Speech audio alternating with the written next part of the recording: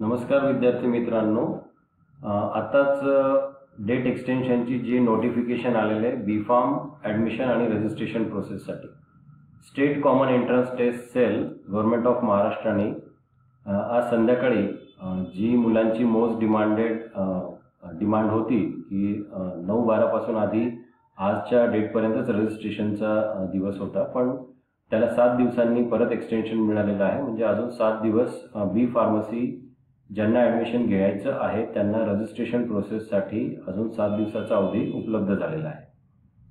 बऱ्याच मुलांची रिक्वेस्ट होती, काही मुलांचे सर्टिफिकेट्स मिळालेले नव्हते, काही मुलांच्या रिसिप्ट्स होत्या, काही caste certificate, caste validity, income certificate, या सगळ्या बऱ्याच गोष्टींच्या गोंधळामुळे थोडं एक 7 दिवसांचा अवधी उपलब्ध करून देण्यात आलेला आहे. आता या ॲडमिशन प्रोसेसमध्ये मी आधी पण माझा एक व्हिडिओ अपलोड केलेला आहे, त्यामध्ये मी पूर्ण डिटेलमध्ये इन्फॉर्मेशन दिलेलीच आहे.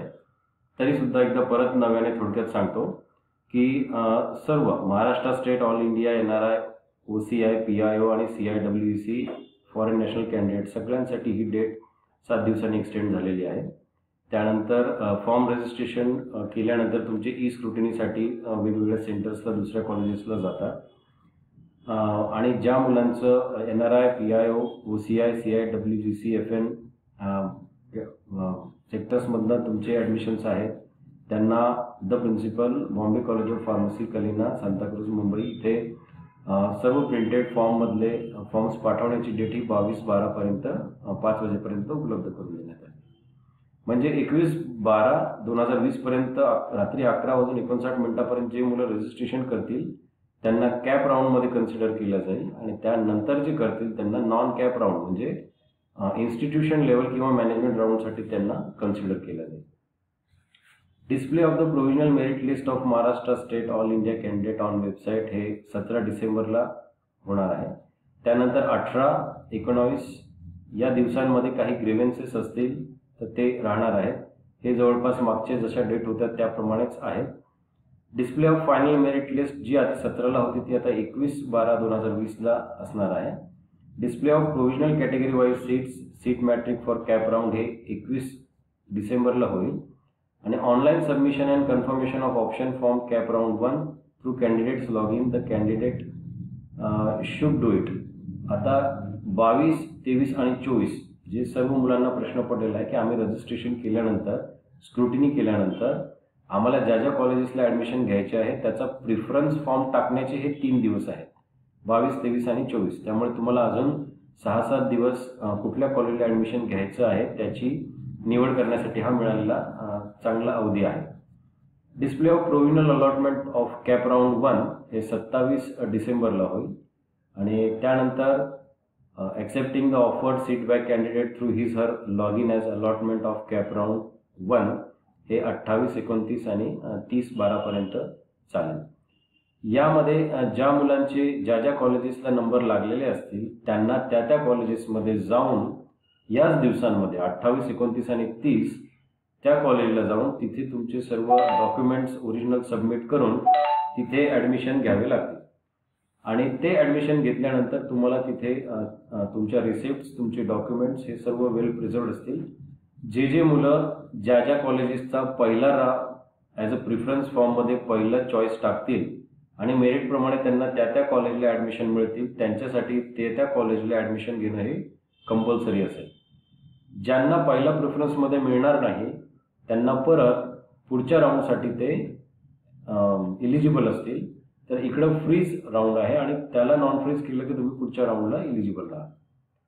Online submission and confirmation of option form CAP round 2 through candidate log in हे 1 जानेवारी, 2 जानेवारी आणि 3 जानेवारीला असेल. ज्याची प्रोव्हिजनल अलॉटमेंट ही 5 जानेवारीला लागेल.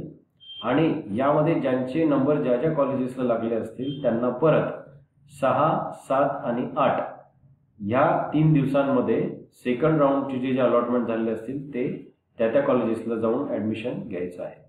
यावर्षी 3रा राऊंड हा कॅन्सल केलेला आहे. त्यामुळे लवकरच जो 4था राऊंड असतो गव्हर्नमेंट एडेड किंवा अनएडेड इन्स्टिट्यूटचा जे वॅकंट सीट्स वेबसाईटला दाखवतात तो यावेळेस 3राच राऊंड असणार आहे. म्हणजे 2 राऊंड संपल्यानंतर प्रत्येक कॉलेजेस आणि त्यांच्या वेबसाईटवर जाऊन तुम्हाला चेक करावं लागेल की तिथे किती वॅकंट सीट आहे आणि त्याप्रमाणे 9 तारखेपासून ते 13 तारखेपर्यंत हाही कालावधी आता थोडा जास्त मिळालेला आहे, ज्यामध्ये तुम्हाला हे ॲडमिशन परत गव्हर्नमेंटच्याच नॉर्म्सप्रमाणे मेरिट लिस्ट लावून त्या कॉलेजेसला तुम्हाला ती मेरिट लिस्ट चेक करावी लागेल आणि तिथे ॲडमिशन घ्यावं लागेल. जे गव्हर्नमेंट कॉलेज नसतील त्यांना प्रायव्हेट कॉलेजेसला या राऊंडला मॅनेजमेंट सीट किंवा इन्स्टिट्यूशन सीट असं आपण म्हणूया. तर ह्या दिवसांमध्ये जास्तीत जास्त ॲडमिशन तुम्हाला जिथे जिथे अवेलेबल असेल तुमच्या रिजनप्रमाणे तसं करायला स्कोप आहे. कमेन्समेंट ऑफ अकॅडमिक ॲक्टिव्हिटीज हे 4 जानेवारीपासून सुरू असणार आहे आणि cut off date of all type of admissions ही परत 14 जानेवारीच आहे जी आधी होती आणि last date of uploading the data हा 15 जानेवारीच आहे. हा जवळपास 1 महिन्याच्या कालावधीत ही सर्व ॲडमिशन प्रोसेस कंप्लीट होणार आहे. तर माझी सर्व विद्यार्थ्यांना विनंती असेल की ज्यांना बी फार्मसीमध्ये ॲडमिशन घ्यायचं आहे त्यांनी मॅक्झिमम मुलांना हा व्हिडिओ शेअर करा.